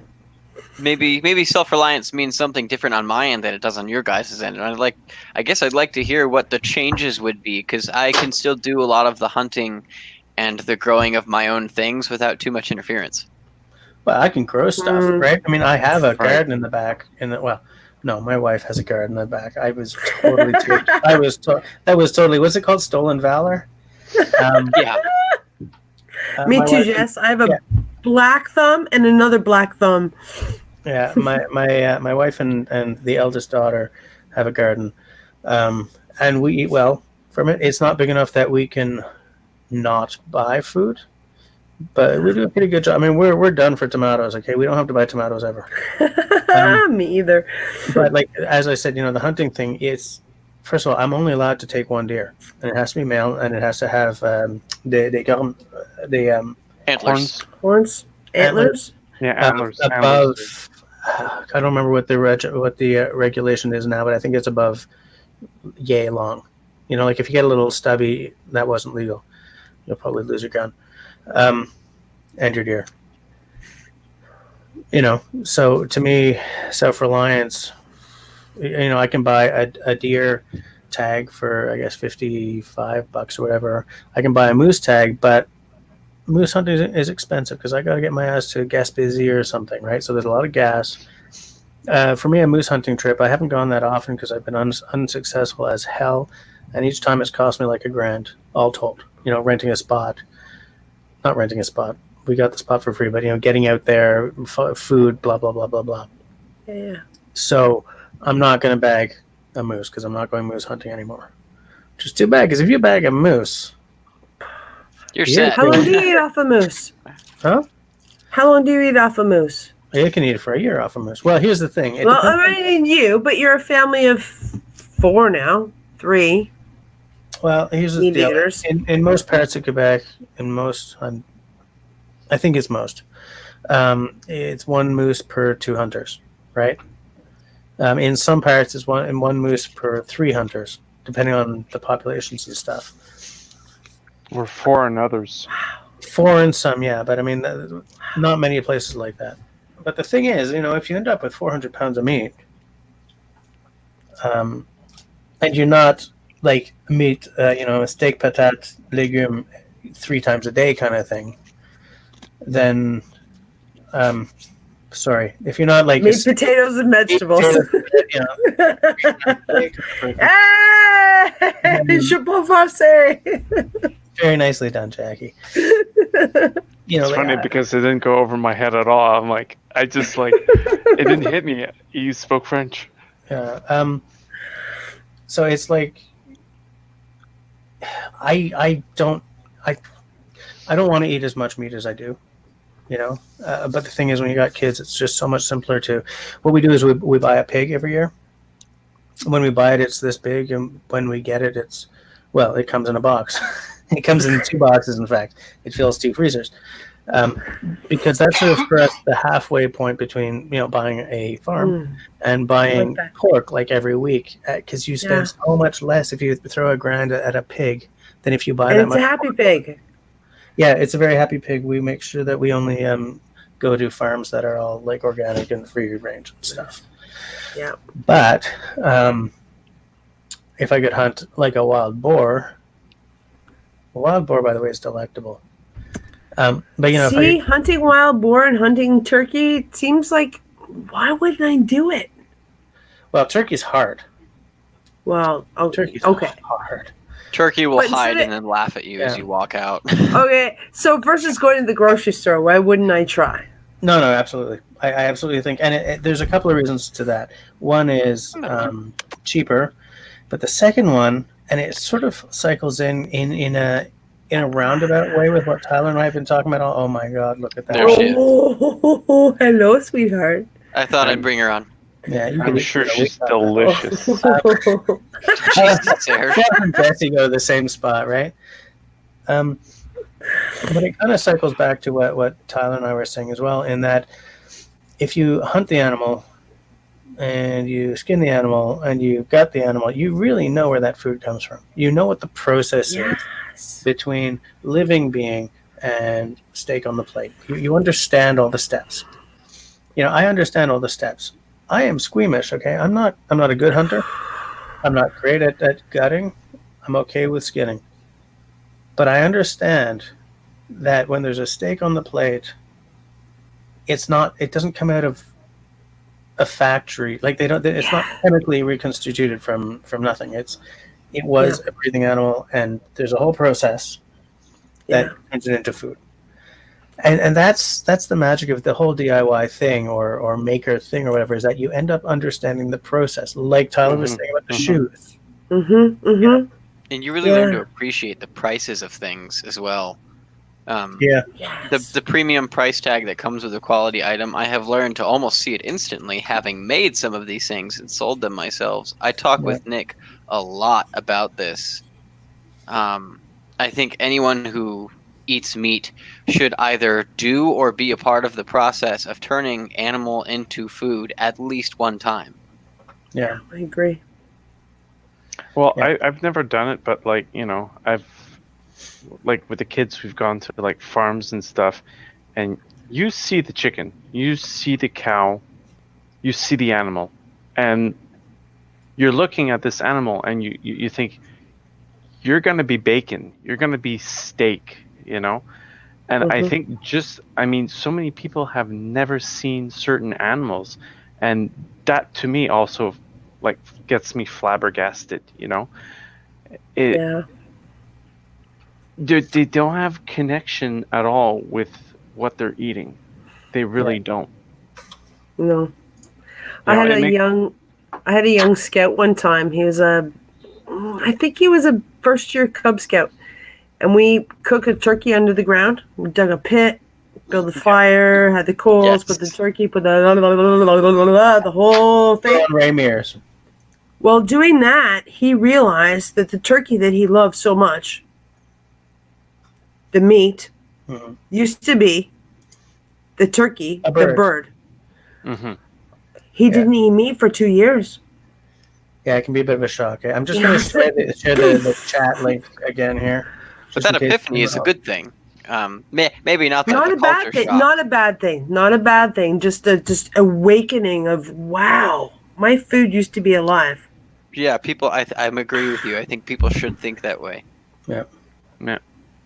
And every time one of my kids throws out their leftover chicken or whatever, a little part of me dies. If it died for you, don't waste it. And I mean, even plants, if was it broccoli, cauliflower, I'm trying to remember, kale, it's all coming from the same plant, right? And everyone say hi to LA. Hi, LA. Helen. Great, thanks. But anyway, just to say that all these all these vegetables that we eat on a regular basis, Yeah. Hey, brother love. it all comes from the Hi, same brother plant, love. you know. Yeah. And Well, because the thing is, something has to die for you to eat. yeah, Yes. and Yes. Yes. people don't get that. Yes. Big disconnect. We Yeah. need to make sure that our kids get that. Absolutely. Yeah. Now it's funny because Camille asked for a fishing set for Christmas. She asked for one last year too, and no, she asked for one for her birthday, and for some reason we'd already spent her birthday money, kind of thing. And so I went to where did I go? Canadian Tire, and I was looking for a fishing pole, fishing Fishing rod. pole. rod. Fishing rod. Yeah, Um, fishing pole. Because didn't want a toy, wanted a real one. And judging by her height and everything, So yeah, I know. Trust me, she's up to here now. Okay. My father-in-law said, okay, she needs a 6-foot pole. Don't buy one of the longer ones. She won't be able to control it. Blah blah blah. And so I bought her the pole and like some tackle and stuff, and then filled the bottom of the tackle box with Canadian Tire money so that her and her grandpa could go and choose stuff that he's going to teach her how to fish, because a trout versus Nice. a sturgeon or whatever, not the same thing. But this is going to be Jackie. But like this is going to be her way of learning this, because she's going to learn that when you fish, you're not just putting a line in the water. There's something that happens there. And she and her mom went ice fishing once, and I couldn't go because I think I was gigging or something. So she sort of got that idea really young, because they came home with a bunch of some ugly little fish. I don't remember. I have no idea what they're called in English, and I don't remember what they're called in French. But Bluegill. I don't know, something. And apparently it was delectable, but so part of this is her grandpa's going to teach her how to fish, stem to stern, and hopefully they'll be able to enjoy the fruits of that. Make some, that. because she likes fish. She can eat all the Love fish that. that I can't eat. She can eat salmon, she loves it. She can eat trout, she loves it. Abby's the same way. If they like the food, let's teach them how to harvest it responsibly and Oh, hello. understand where their food comes from, instead of tuna out of a can. Yeah. Oh, God. But it's funny. How many And of have you? fun. How many of you remember the first time you saw a tuna? Because you have this idea that tuna, right, is this They're big and it's huge. kind of a disc shape. Yeah. When I Ugly. first saw a big freaking tuna next to a diver, I was like, nope. Like what? But it's exactly what we're talking about. Understand the process. Understand where it comes from. Right. It's even better if you know how to do the process. But if at least you know the process, if at least you understand the process, that's a step in the right direction. Absolutely. Not everyone can make shoes, but not everyone can fish. Not everyone can hunt. Not everyone can build a log cabin. Oh man, I would love to build a log cabin. Not everyone can restore one of those. Someday. Nice. Someday. Are you restoring that? This is the one I restored to make the burger with. Nice. Oh, that's beautiful. Yeah. I know. I'm a I big think fan my of the grandma had whole one like that. rusty-ish kind of thing. Yeah, the whole sort of tetanus in a burger kind of thing. Yeah, you know how it is. No, we soaked it in vinegar and then dishwater, and then heated the rust to black oxide temperature and brushed it all off. Okay. And did you have to replace the O-ring or the gasket or whatever? No, Whoa. there was not one, Oh. which is weird. I agree, but the wing nut goes straight on to this the disc that cuts the meat. I'm from leaning the closer, thingies. like I'm going to see it better. Yeah. This wing nut actually just goes straight onto it, and it tightens down, and Let me see that's if how I it can- works. That's super cool. I'm trying to present Tyler, but I just keep presenting myself I'm I just going see to keep that. leaning closer. like a big That looks really cool, Tyler. Oh, there you go. There Look you at go. that. So the wing nut actually comes straight down. This is both the cover and the cutting implement. That Okay. is so cool. And the wing Interesting. nut, just no O-ring, purely utilitarian, which I love about it. But Mm-hmm. That's awesome. Yeah. no, Nick was angry at me at first when I said I wanted to buy Have to it. go And check then Min Biscuits. Be right Okay, I back. told her the price of a grinder versus the price of 7 pounds of burger, and she's like, "Yeah, sure, whatever." Yeah. Yeah. I'm sure I will get better at these fights. Hold on a sec. I want to bring You this will up. lose some and you will win some. Brother Love says something interesting. Spent so many years learning and honing so many skills, and yet without hunting or fishing it, at all times feels like a waste of time. Ooh, And I that don't think I can bring you guys into the kitchen, but the biscuit looks freaking awesome. DIYing the food. Let me see if I can do it. Let's try it. Because what Hang on, Brother I'm Love gonna is run out of saying battery. here- Let me see. Let me see. Okay. Let me try. Oh, I hit the light. Oh, I hit the light. Oh Have a no. dull moment with Jackie around. Let's see. Let's see. um, Look at that. It's a great big biscuit with cheddar cheese.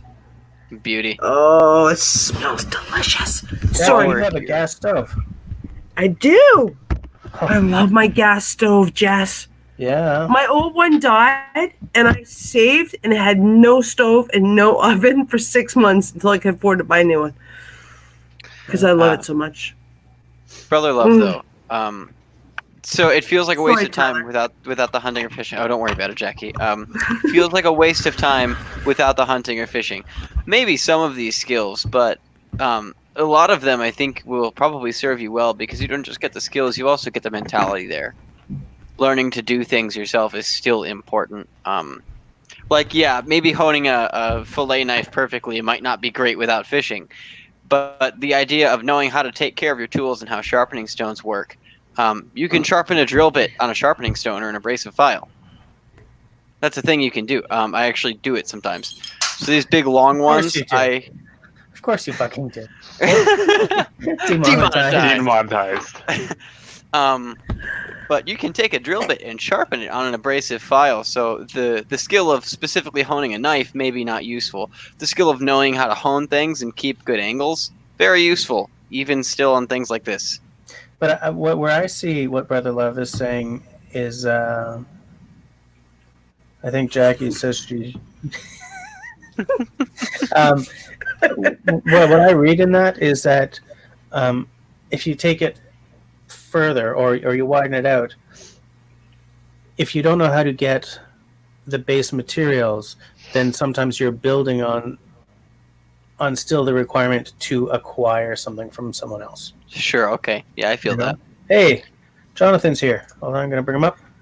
I'm going to lose my Oh, headphones. jeez. Yeah, you're in Newfoundland. Holy crap. So did you get buried? Of course you got buried. Everyone in Newfoundland got buried. Newfies. Oh, yeah. Right, Man, they got an epic dump. How many inches is it again, Jonathan, right there? Because, they had a... I thought I heard like something like 30 or 40 inches. Holy smokes. If I could, do it while we're on here, I would find you some pictures or a news piece or something. But geez, look at that. Apparently they beat a record. Yeah. You've seen the Dang. photos? Look at Jackie's biscuit. Well, I have a friend of mine. He's in Halifax, and he posted a picture online. And basically, he opens up his front door, and it's just like snow. It's just It's a a wall wall of of snow. snow. I'm like, that's insane. Yeah. That's crazy. Yeah. Okay, so Jonathan says on Friday alone they had 92 centimeters. Only. So, Friday Oh alone, my. so 31 Right. inches. Yeah. 31 inches, holy crap. That's that much. Okay.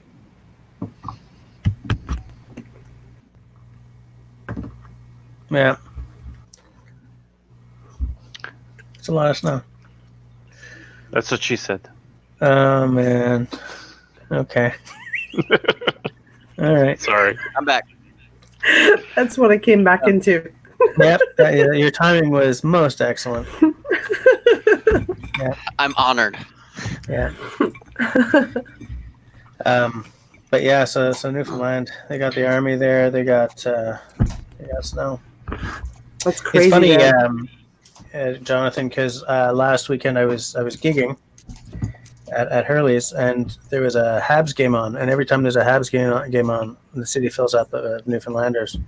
I'm guessing they keep telling me that it's because the Habs are the unofficial team of Eastern Canada. I guess it's just because it's the closest team or something. But doesn't St. John's have the farm team? Maybe. Maybe No. I don't know. I don't know something like that. I don't don't know. a thing about hockey. I I haven't don't know played either. hockey since Carbonell. Okay. I'm gonna plug you back in. I'm gonna lose power.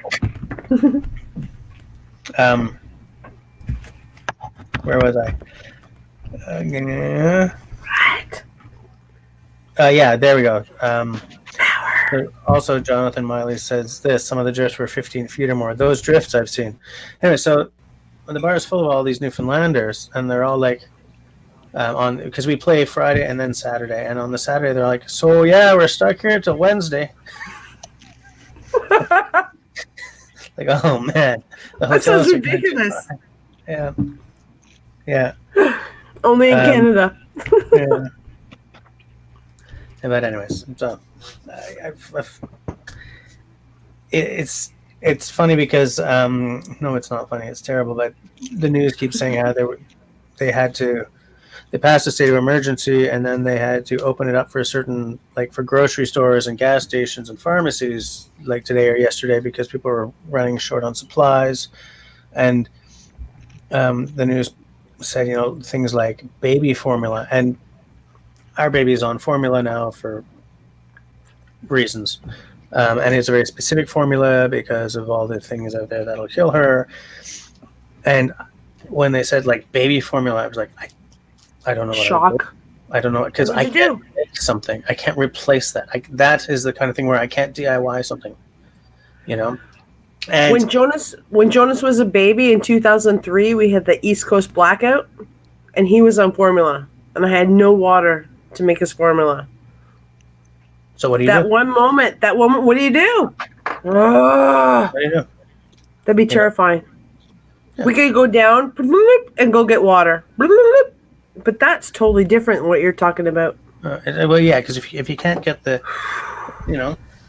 But it's funny you guys mentioned all this stuff because it just makes me think about being self-reliant and everything like that. Mm-hmm. I mean, I think Tyler was kind of like getting on that too. Is to certain degrees, right?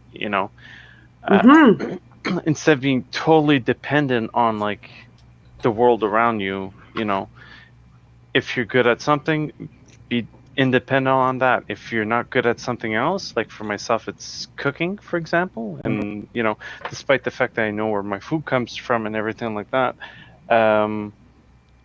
that's not something I'm good at. But part of it is my own laziness. And I have a partner that, she can cook and she loves to cook. So I'm not breaking my head saying, okay, I need to learn how to cook. If I really have to, I do. But my point in all that saying is that, like, take some and give some, if you're not good at something, don't break your head, try to do something else, and it's kind of like I was mentioning before in the chat, like, I recently, my kids have been making these kind of like I got a kid emergency. I gotta go, guys. I'm sorry. I love you all. I'll talk to you soon. Hopefully I'll be back before you're done. Have a good one, Jackie. So I was just saying, like, my kids got I don't know if you've seen those IKEA iron plastic things. Anyway, basically they put like these little chips of plastic in the pattern, and they make stuff with it, like and you melt it with an iron. Yeah, okay. And I'm like, what kind of plastic is that? Is it nauseous? Is it Yeah. And that's how come I got to find out about the HDPE plastics. Yeah. and it's a plastic that's very easily reusable, and it's abundant. People recycle and throw this stuff out all the time. And like, man, we should try to utilize that. Mm-hmm.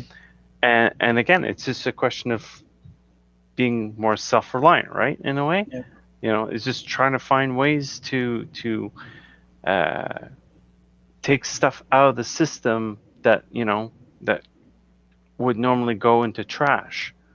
I mean, to me, that's part of the whole thing of being self-reliant, right? Is to try to minimize your footprint. For sure. Yeah, minimize how much you buy, first Yeah. of all, because Absolutely. you can't minimize how much you throw away and how much you waste if you don't start with the basics. How much do you buy? I just did this thing recently. Anyone who's been on my personal Facebook rather than the Rain Dance Bushcraft one has heard me go on about how many plastic bottles there are in the bathroom. Mm-hmm. Right? Shampoo comes in a tube or a bottle. Your body wash comes in a shampoo or a bottle. Every bloody soap for the kids, for the Bambina comes in a tube or a bottle, And I just realized that I'm not going to change my entire family's habits right away, but I can give up on the body wash that I love the smell of, because at the end of the day, I'm throwing away a lot of plastic in here. Because the thing is, you're recycling plastic. Plastic doesn't get recycled over and over and over again. It gets recycled once, and then it gets turned into a park bench, right? And there are only so many park benches you can make. Again, it depends the type of plastics, as I discovered. Some of them could be almost infinitely being recycled, but again, not enough to save the world. Do you know what I'm saying? Yeah, no, for sure. And so I've just gone back to bar soap, old fashioned as hell, but what I'm throwing away is a paper wrapper. And this is the reason I first started straight razor shaving, because I sort of did the math of how many little plastic heads, with 4 fucking blades on them. Sorry. Demonetized. But those little cartridges, how many of those I threw away in a year? And I thought, well, just on this block there are 600 families, not including the high rise at the end. And that's a lot of guys. That's also a lot of legs, for the misses. So just on this block, how many of those little cartridges do we throw away per year? And there's only one block of how many 1,000 blocks are there in Montreal? So how many of these little cartridges are being thrown away in here, right? And this is plastic. If it was all metal, it would rust and it would, fine. It's plastic. That's part of what brought me to the razor I use now. I actually use the Wilkins and Sword Steel, and it's all metal. You're right. I mean, it's way less harmful, and it's so much more infinitely recyclable. Yeah, absolutely. And Brother Love says something important here. Good point to keep in mind: knowing how to recognize an ID and gather resources. We need so much more than just food now. Rework metals, plastics, wood, glass, etc. There's some guy put out, what's it called? The Civilization Construction Kit, I think. It's sort of this completely modular tractor / tool system for, say, the world ends, or you just happen to live in a very economically depressed area. This modular system can be a plow at one point, and then a sawmill, and then whatever else, and the entire idea is that instead of spending a lot of money on tool after tool, like big ticket tool after big ticket tool, this repurposable series of parts can do the job. And the entire concept originally, if I'm remembering correctly, this is a long time ago, was that it would be an excellent platform for places where they've maybe had a drought or the shit has hit the fan. It's a good way to restart the farming in a given area. The theories behind it are a little techno, there are philosophies where technology can solve all our problems, and then there are philosophies where technology is the problem. I kind of fall in between. But Well, I find it interesting that what you're talking about before with the that machine thing that could be a sawmill or a plow, or it's great and everything. It's awesome, but what you just said right now just is so applicable. I mean, that's not even a real word, but anyway, if you don't know how to use the tool, you're screwed anyway. yeah, what's the point of having it? Yep. So again, it comes back to like being able to work with your hands. Yeah. You know, and even if you start learning how to, like what Tyler's doing, like making shoes and whatnot, and the more knowledge you accumulate to do stuff, the easier it's going to be for you to plow a field, because you have so much other knowledge that it at one point or another it translates, you know. Yeah. But if you rely on your cell phone and your Wi-Fi and all that stuff, you're screwed. Yeah. And I absolutely do depend on my phone. Man, I depend on GPS to get me anywhere. You know, I drive by rote, you know, and so if I haven't been somewhere several times and I'm trying to find my way there, I'm using my GPS. Same here. You know, I really need to get better about that. Yeah, remember, like, our parents could open up a map, a paper map, and just look at the street signs as they're driving by and get places. And like to someone like me, that seems like magic. It's like an arcane spell book, you know? And it's kind of embarrassing that I can't do that. Well, it's funny because I actually learned finding my way around by like an old map. Well, you know the little booklets that you have to have you used to have the maps in there, Pearly maps, I think. Yeah. I mean, I learned with that, you know, and it just makes me think of the new cars that they come out now that could parallel park by itself. I'm like thinking, no, this is a horrible idea. Learn how to parallel park, you know. My wife has a backup camera on her car, and I'm telling you, it's very convenient, but I know how to use it better than she does because I could back up. I'm better at backing up than she is, you know.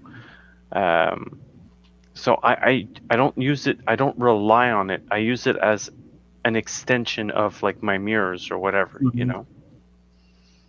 And I'm not dissing my wife on her driving skills. I mean, I've been driving longer than she has, but just to say is that the more that we're dependent on these gadgets, the less we could properly use them.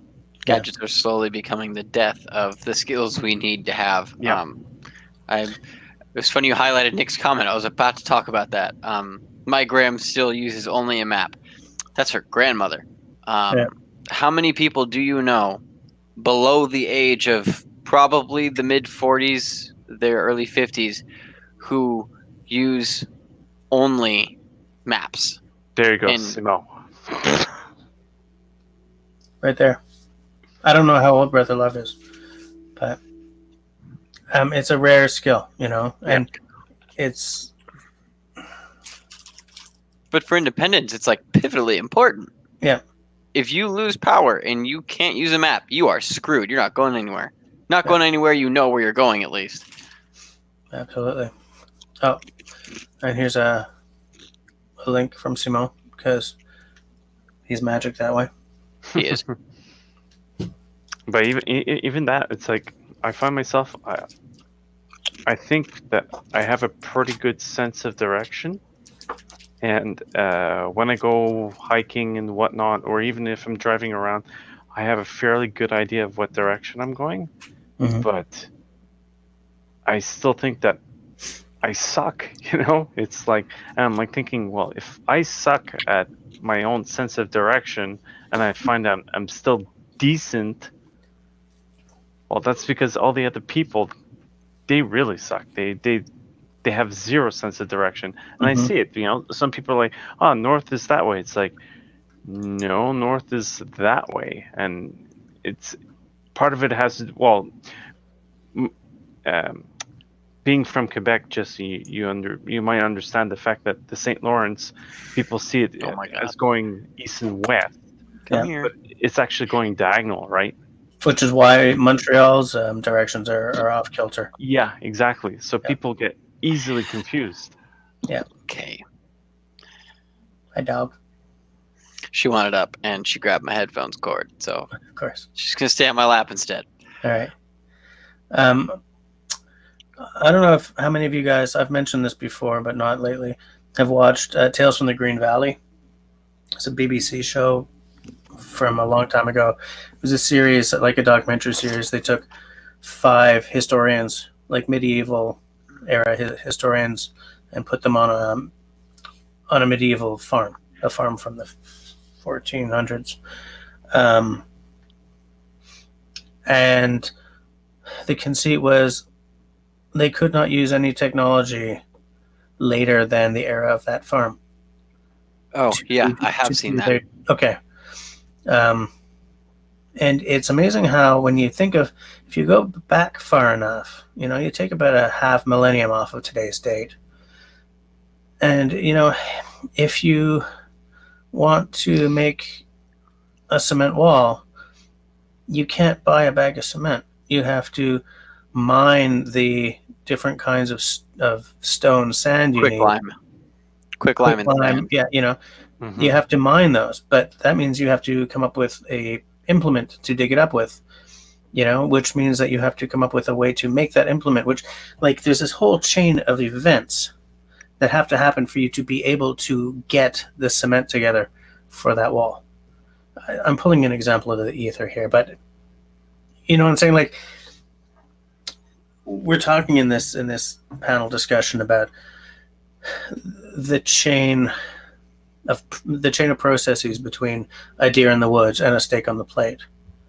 And I'm drawing parallels to, for people who do it themselves, that chain, especially historically, was everywhere. It's a long chain too, especially when you think about that. You're talking about not only do you have to have the knowledge of how to break down the animal properly, just to kind of belabor the analogy, you need to know how to make the tools, how to care for the tools, and how, if the poo really hits the fan, you need to know how to make the way of making the tools. Exactly. Well, and at one point that wasn't special. That was just day to day. Yeah, people just knew that. Before we go any further, Jonathan Milley has been watching a lot of Time Team on YouTube lately. Man, I watch Time Team all the time.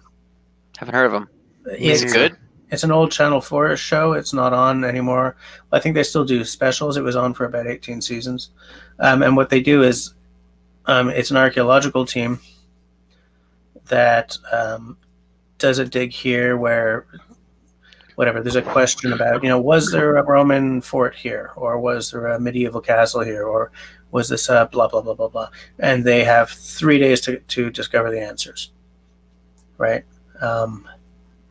And it's just a really cool show.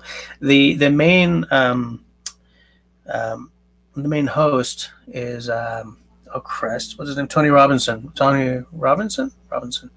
who was best known as playing Baldric in Blackadder before this. But yeah, it's a great show. A great bunch of obviously, they got their archaeologists together, but they got them together for their skill, their skill in archaeology, and the fact that these guys are all real characters. Yeah. So I mean, if anyone wants to check out an episode, great stuff. I'm gonna check that out. Yeah, me too. That sounds interesting. I love what Brother Love says here. Yes. I love it. Yeah, Jonathan, I've seen a couple of episodes of that. And that kind of feeds into what we're talking about too, It's funny because it just makes me think of if we ever get thrown back to the Stone Age because of a giant solar flare and everything like that, and we have to start over. I mean, even with the amount of knowledge that we have, it's like, I mean, we have machines making machines today, you know? So it's like we have to go all the way back to make the machine, to make the machine, to make the machine kind of thing, you know? Like, if everything blacks out and we have to make new, like, microprocessors, it's not like you could just make a microprocessor, you know? It's complex as hell. So it's like, how long will it take us to get back to this point, you know? That's something that keep thinking about whenever I hear about these catastrophic events, you know? Yeah, and the thing is, we're not going to be building Arduinos and microprocessors. We're going to be learning how to forge metal tools. Oh, for sure, for sure. And here's the thing, and I just want to say, Simo found one of the later series by the same people who did Tales. Excuse me. Tudor Monastery Farm, same series, some of the same archaeologists. But like, you know, if you're starting from scratch, if you think like in medieval times when you get up, you have your breakfast, you go out, you work on the fields while the missus herds pigs and feeds pigs and slaughters pigs and makes supper and all this stuff. People were strong. Mm-hmm. Because if you weren't strong, you couldn't do the damn work. You just developed muscles as you grew because you were working in the field with your dad from a young ass age, you know, and it's like that is the unwritten wild card, isn't it? Well, you had up a couple of comments. Brother Love posted something pretty good. I constantly ask myself when choosing tools is if industry collapsed, could I still get this or repair it? Being aware of what I depend on is important. That last part is the kind of the gunshot of this comment. Being aware of what you depend on is important because, for example, getting caught with your pants down in a simple situation like your mechanic that you go to in the area is gone now. Who do you go to? Yeah. You know, what do you do in that situation, especially when there's not another one available within a reasonable distance? Well, your car probably will go unfixed for a couple of days. Yeah. And depending on where you are, those couple of days could really suck for you. Yeah. I like what my brother said, forget about getting an MRI or chemo. Yeah. Modern medicine would be the big problem. Oh, yeah, for sure. No kidding. Yeah. Yeah, and that's the thing, you know, if everything comes crashing down, like I don't want to turn this into a prepper podcast or anything, but, you know, if the shit really hits the fan, then people who need things like chemo or EpiPens or whatever, they're toast. Forget it. Forget it. You're done. You know? You might not be done today. But eventually. But there's an end game in your future much, much sooner than for people who don't need any of that stuff. Even these, right? This is what we call a recessive trait. You know, if in sort of a dog eat dog survival of the fittest kind of world, like a historical world, for instance, people who couldn't see the damn tiger in the bushes died. Right? People who couldn't see far enough to fire a longbow into a line of Frenchmen died. You know, people who couldn't breathe properly because of asthma didn't contribute to the gene pool. People who had really bad food allergies tended to get taken out of the damn gene pool. You know, you civilize, you make it possible for people like me to live and to procreate, you know? There's a fun cycle of society that I saw illustrated somewhere. Strong men make good times make weak men make hard times make strong men. It's actually really good. I just want to say hi to Dammits, by the way. He just joined us. Howdy, Dammits. But that kind of concept, you're right, though, and I'm starting to fear we're on the verge of weak men creating hard times again. I think we're in that. I think we're absolutely in that because we're just far enough away from the Second World War that nobody really remembers what that was about. Mm-hmm. Yeah. And that's when you make some stupid decisions, you know? And then you're right. Weak men make hard times because they make stupid decisions. Yeah. Yeah. and nothing forges strong men like front lines. You know. Well, that's a depressing turn for the That conversation. was really dark. Yeah. Yeah. Yeah. Meanwhile, Tyler, I have a question to ask you. Yeah.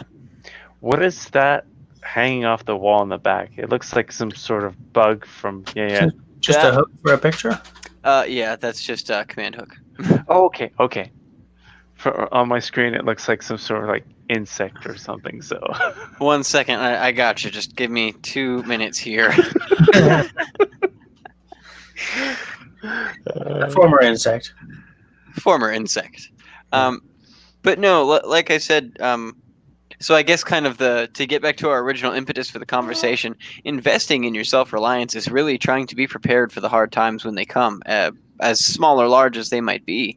Like our mechanic analogy, which literally happened to you, like you said, Yep. being ready for stuff like that. Or on the bigger end of things, when your local grocery store gets hit by a run, how long are you going to be okay?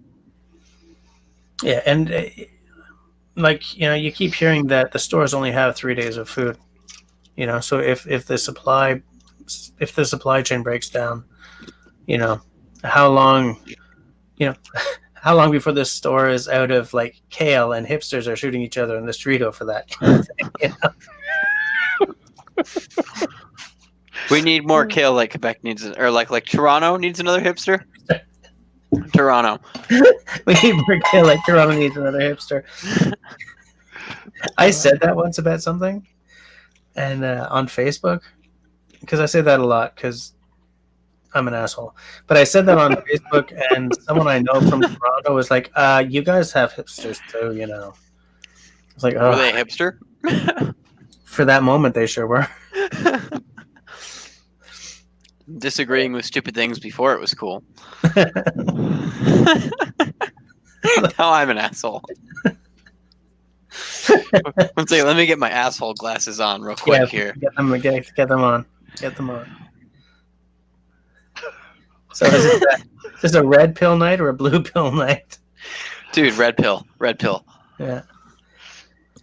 Yeah, and the thing is, as we were sort of getting at for most of this conversation, it's not only when the crap hits the fan that self-reliance is a key skill or a key set of skills. Just the stuff that we've been talking about, where you can make your own shoes now, which means you're unhooking from that kind of weird consumer supply cycle. Elaine really hit you on buy that something, there. you use it, you use it up, you throw it away. It goes in the damn landfill. So, poor guy. And you need another pair of shoes. And so then you end up with another pair of shoes in landfill, and you need another pair of shoes. And it's like this. Anyway. It's absolutely mind-boggling. Elaine hit it on the head, though. It often needs expensive, specialized tools. I think that's the self-reliance investment we are talking about. Yeah. Yeah, instead of buying the end product, if you can buy the tools you need to make that end product, then I think you've taken a step up. The constituent pieces to the necessary process. Yeah. I don't remember who wrote that. That's not mine, but it is a really smart sentence. Mm-hmm. Having the constituent pieces to the necessary process to reach your desired outcome is kind of the goal of self-reliance, right? Yeah. And so I think that's where ideas like, hey, I don't want to pay for shoes, ere I buy a leather stitcher comes from, Yeah. Absolutely. $115. Are you kidding me? And 2 hours of labor, and this thing will go through pretty much anything I put underneath of the foot. That's big in my opinion. Especially because that's not only a shoemaker, then, right? That's a haversack machine. That's a backpack machine. Did you hint at something just then? I feel like you hinted at something just then. Somebody hooked me into a haversack giveaway on Instagram, so I've been thinking about it. But like, it's a machine for making. Your attitude just sucks tonight, Mister. Like, you can stitch. I mean, you can maybe even use it for canvas, right? Canvas and leather. Yeah, I can get through about 30 layers of canvas on that thing. So it's like, it's worth 120 odd bucks plus 2 hours of labor to make it work. It's worth so much more than that. But yeah, I mean, that's the point. Yeah. What I get from making that investment in my personal self-reliance is more than what I paid in the investment. What about you guys? I mean, what little pieces of self-reliance gold do you kind of have going on in your lives? Just,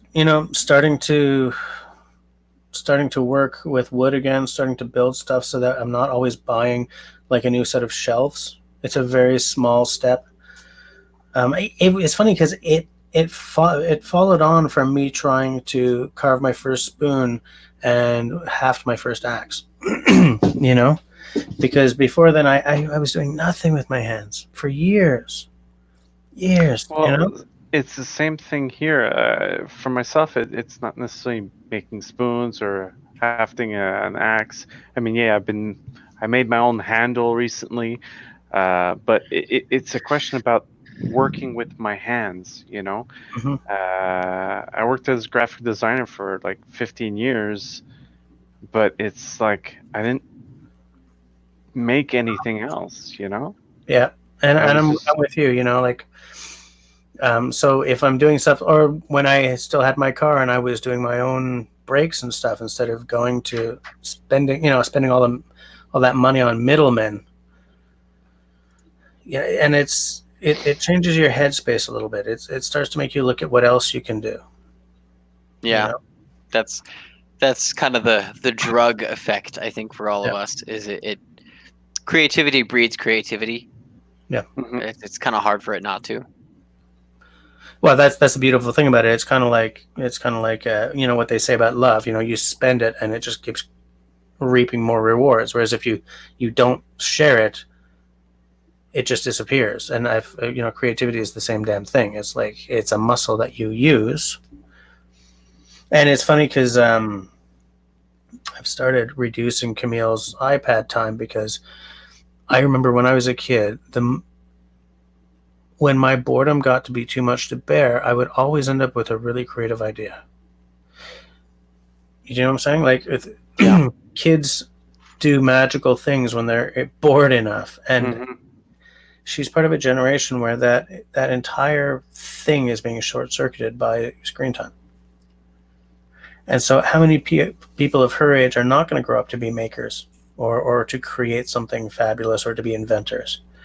Because that entire muscle is just, Yeah, the only ones that will be that creative are the ones that are bored with their iPads and their technology. They'll want something else. Yeah. But that's gonna be so many less kids now. Yeah. Putting them on that proverbial deserted island breeds the necessary skills to get off of it. Yeah, absolutely. We're at 23:02, so we're done. So thanks for all of you. Thanks to all of you who've sort of hung out to the bitter end, as well as those of you who were only in for a little while. That's fine by me. You're all special people. Thanks to Tyler for jumping on to this panel discussion on such short notice. I was trying to plan a different panel discussion for a few weeks from now, and Tyler mentioned the idea that became tonight's panel. I said, "Hey, what are you doing in about 3 hours?" And so we did a really rapid fire. Eating sweet pickles and asking questions. Exactly. So yeah, we're out of here. Good night to everyone, and I hope to have another one of these. Well, there'll be another live stream next week, but I hope to have another panel discussion up fairly soon. I will do a video soon about why I have changed the name to the Unnamed Outdoors Panel. I think that's what I'm calling it. The Unnamed Outdoors Panel Series. And I guess I'll speak to you guys later. Thanks a lot, everyone. Good night, guys. Yeah, you too. Have a good night.